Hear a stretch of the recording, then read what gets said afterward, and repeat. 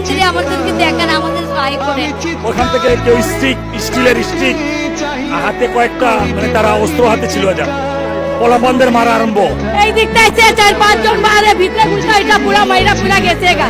আমাদের অভিভাবক মাননীয় মেয়র তাপস সাহেব, ওনার কাছে আমার হাত জোড় অনুরোধ, উনি সরজমিনে এসে আমাদের ঘুরে দেখবেন যে আমরা কারা। একবার যদি কেউ থাকতো তো মারতে তোমার ভালো লাগতো।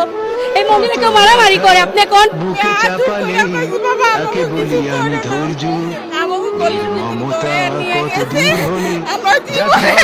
মারামারি দেখি নেই।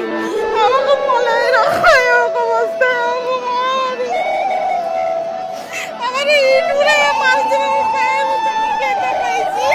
আমরা মানে দিছে আর আমরা এই 4 দিন দিন আমাদের সাথে এরকম হবে। আমরা নাকের মন্দিরে ঢুকে গেলাম মা বোনকে নিয়ে, তারপরে আমার বাইরে যে আহত হয়েছে সব, একটা ছোট বাচ্চা স্কুল থেকে এসেছে তার এমন ভাবে মারছে সেই ওরটা একবারে ফেটে গেছে সেই স্কুল পয়রা কাপড়ে। এখন আমরা একেবারে দিশা আর আমরা কোথায় যাব?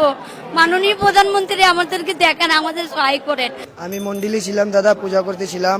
তো আমি পূজা করতেছিলাম তো ওটাকে দেখি এই যে আওয়ালের পোলাপানরা হামলা করছে, যে বড় বড় মানে অস্ত্র নিয়ে সবাইকে মারছে, আবার পিছন থেকে এইটুক মারছে, আমার মাথায় লেগে গেছে। আমাদের অনেক মা বোনদের ক্ষতি হয়েছে আমাদের এই এলাকায়। এখানে যখন ম্যাজিস্ট্রেট স্যার আসছে তার অফিসিয়াল কর্মসূচি করতে, সেখানে আমাদের ওয়ার্ড কাউন্সিলর 33 নম্বরের আওয়াল ভাইয়ের লোকজন আমাদের উপর হঠাৎ করে অতর্কিতভাবে হামলা করেন।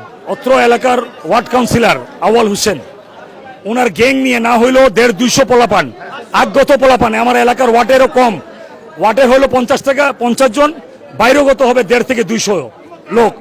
আমাদের এই জায়গায় এই স্পটে ঢুকার পরে আমি হাত জোড় করে অনুরোধ করলাম যে আওয়াল ভাই আপনি সবাইকে বের করে দেন, আপনি থাকেন, ম্যাজিস্ট্রেট থাকবে, আমাদের প্রতিনিধি থাকবে, উনি ঘরের চাবি খুলে চলে যাবেন। উনি এই কথা বলার পরে কয় না আমার লোকজনও থাকবো, আমিও যাব। আমি বললাম ভাই প্লিজ, আমার মা বোন আতঙ্কে আছেন, প্লিজ বলার পরে হাত জোড় করার পরে উনি এভাবে হাত জোড় করতেছে, উনি মানেন নাই।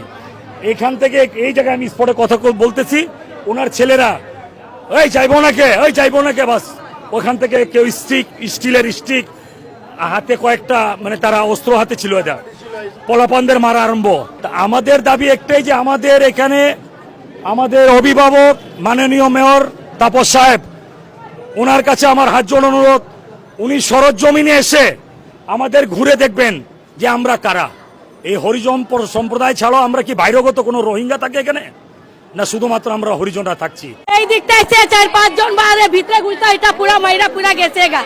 এখন এই দিকে পলাইতে জায়গা আছে যে আমরা কই যাবো কোন আপনি? এটা কি একটু কথা হইলো? এদিকে আইয়া বাস হুল মাইরা করে গেছে, মাইরা পুরা গেছে গা সবাই রে। একবার যদি কেউ থাকতো তো মারতে তোমার ভালো লাগতো। এই মন্দিরে কেউ মারামারি করে আপনি কোন? আইসি পূজা দিতে আসি গে, ভোট করা বোতল ইটা সব পলাইতে আছে। হ্যাঁ, ওরা ওই যে ইট পাটকেল মেরেছে, ইট মেরেছে, বা ওই যে আবার দা দিয়ে, মানে এটাকে কি বলে, চাপাতি দিয়ে ওদেরকে কিন্তু এখানে কোপ দিয়েছে। তারপরে হচ্ছে ইট ছুঁড়ে মেরেছে, আপনারা দেখবেন বাহিরে প্রচুর ইট কাঠ এই সমস্ত এগুলো। এবং এলাকাবাসীও কিন্তু তাদেরকে প্রতিরোধ করেছে, যেহেতু তারা হামলাটা করেছে তারাও সেটা প্রতিরোধ করেছে। এলাকাবাসী ওরা চিনে, কাউন্সিলর ছিল এবং কাউন্সিলরের লোকজনকে এলাকাবাসী চিনে, তারাই বলেছে। পরবর্তীতে তো ওইখানে একটা মামলা হবে কাউন্সিলরের বিরুদ্ধে, এবং আমরা তো ওসিকে বলেছি, উনি নিরাপত্তার কথা বলেছেন, উনি সহযোগিতা করবেন এই সমস্ত ব্যাপারে।